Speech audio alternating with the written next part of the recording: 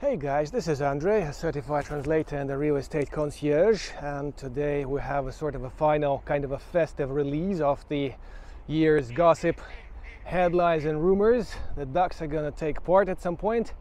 I'm a former tour guide, for those of you who are seeing this video as the first one on my channel, and I'm now dealing in relocating people to Belarus, not from Belarus. The whole line that's out there by the foreign ministry stretched for a few months to legalize their documents to leave Belarus. Might be surprised about this backward flow of people, but yeah, there are some people, especially people from the Western Europe, relocating here to Belarus, kind of being disappointed in what their democracies have to offer. But let's discuss what happened here this year, what predictions lived true and what predictions didn't quite work out. Seems like the global collapse of the local economy within 5 weeks' time that I promised, standing a few steps away from here in February or in March, didn't really work out. The economy is still kicking, and a lot of industries that lost in Russia are picking up here to support the Russian economy, closely tied up to the Russian economy, so it may be just a long-term drop, but no dramatic drop happened at the same moment that the war started.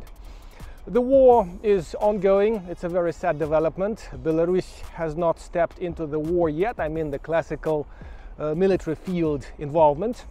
It's kind of arguable if Belarus so far has been a collaborator and everything stayed, just like it's arguable that Switzerland, Sweden and a few other neutral countries were bloody neutral during the Second World War. But we're not here to exchange philosophical statements on that account. The 24th of February attack kick-started a lot of movements in the society. In the first line, people who were already kind of on the uncertain side whether or not they should stay in Belarus or leave after our 2020 turmoil. We had some political issues. You might Google for those if you haven't been following the context. And a lot of people, some friends of mine, actually picked up and moved from Belarus. Mostly they were mobile as regarding of their workplace. They're IT guys, they're let's say intellectual smart services guys that can render their services remotely. So a lot of people like that are standing by to leave or have already done so. One of the major interesting hurdles in that respect is legalization of the papers.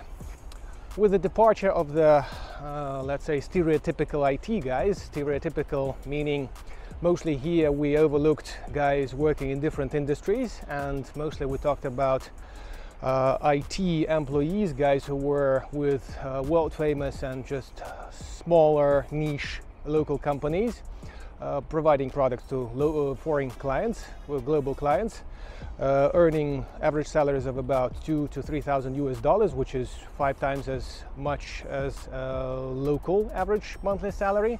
And they were major clients for a lot of things: entertainment, real estate, and some other things that are not in high demand with the average population, average earning population. That was definitely the first hit on the country's economy and country's, let's say, infrastructure at some point. But not a super crucial one. The bans followed. The EU folks stopped the logistics into the country from Russia and Belarus, and Belarus and Russia replied with the same things. Now they just have to rehook the carts, and the logistics still works between EU space and let's say Eurasian space, meaning Russia and Belarus, onwards to Kazakhstan and China, and from China all the way through. But it has become a bit more expensive. This isn't something I'm an expert in, but a friend of mine says that it's now a little bit more problematic to push the cargo this or that way, because that's just become a bit harder for a number of reasons. One of the reasons is the technical backlog of trucks at the Polish border. The Poles aren't serving them very fast, so they stretched 4 kilometers away from the checkpoint, and the whole thing isn't really very fast. But the logistics is working. What about the supply? It's interesting, of course. Everything can be found on the shelves and in the shopping rows of Komarovsky food market, on the shelves of the supermarkets, and such like spots, but for instance, dental supplies, dental medicine supplies seem to be in a shorter and worse supply than they used to be. Although I heard that medical supplies weren't covered by sanction packages from Europe, but my dentist actually said that they had issues with buying something that used to be pretty regular. So the normal everyday supply has thinned, specialist and niche supply has dropped, and again, I don't have too many friends in very niche things. One of my friends is working in metal processing, so he has equipment and accessories coming from Germany and Austria, and with the 9th package of sanctions, these have become a little bit uneasy. But again, for an everyday man like my charming self, nothing seems to have changed and things are working as per the usual. As you know from my previous releases, I'm not really a fan of sanctions, and I'm definitely against the war in any shape. It just illustrates the pretty obvious thing that people, as they grow up, fail to actually communicate with each other normally, like normal humans. They have to utilize all sorts of killing modes to make their point, which is kind of sad, but at the same time it's kind of natural for humans. Speaking of sanctions, I would like to just highlight my disrespect and, in a way, diss something else against the Western bureaucrats, because they are as stupid, as inflexible, as corrupt as their Eastern counterparts, and there's not really any effect coming onto the actually warring parties at war from the sanctions by looks of it. They still discover those foreign supplies, foreign parts in the weapons that drop where they drop nowadays. And with the ongoing corruption scandals in Europe about things, it's just a little bit hard to tell which side of the new Iron Curtain is better to live on. What do you think, guys? What do you think about our democracy, which isn't even officially called democracy from the words of our current leader, and European democracies that force you to get your jab, that will force you to live shorter, as it now officially turns out? Which one is better to live in? They say Germany is one of the trickiest places nowadays, and most of my relocation guys from Germany, please comment underneath if you believe that Western Europe is becoming a little bit uncomfortable. Just asking that out of professional curiosity. Speaking of impact on everyday humans, everyday people, we can firstly point out the cards. The foreign cards don't work here easily. Some banks, there are just 3 banks that have been sanctioned, by the way, that process transactions in the shops or cafes may not be friendly to your card. So if you're traveling here, it's obviously recommended to have some cash supplies depending on your everyday appetites. Some backup cash that will make your stay more comfortable than, oh, sorry, my card isn't working, nobody can wire me money, blah blah blah kind of thing. Just make it old-fashioned way. Some foreigners are quite uneasy, especially Americans are uneasy about money in their pockets, safety concerns and all this stuff, but this is still, and that may sound ridiculous, is perhaps one of the safest places in Europe. The city of Minsk is probably safer than London in terms of theft, in terms of street crime and all the other stuff. So this shouldn't be really a bad problem.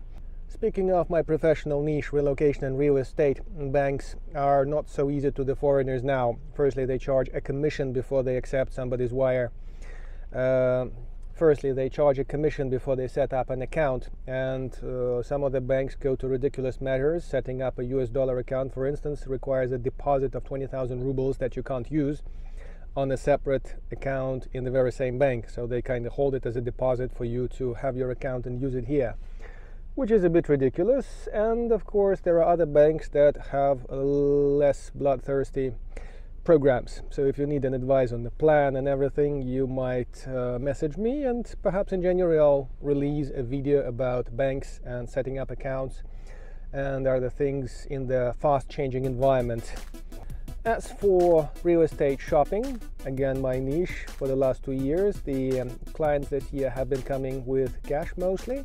Some people have actually wired money, and this worked out with several banks that we kind of didn't expect to work easily, but they succeeded, and we have bought perhaps 3 or 4 apartments this year, including my favorite area, Novaya Borovaya, and it's now quite obvious though that the market is up, the number of deals is pretty much up, so is the price tag. And so, like I said in my previous video, perhaps a one-room apartment in Uruchia, my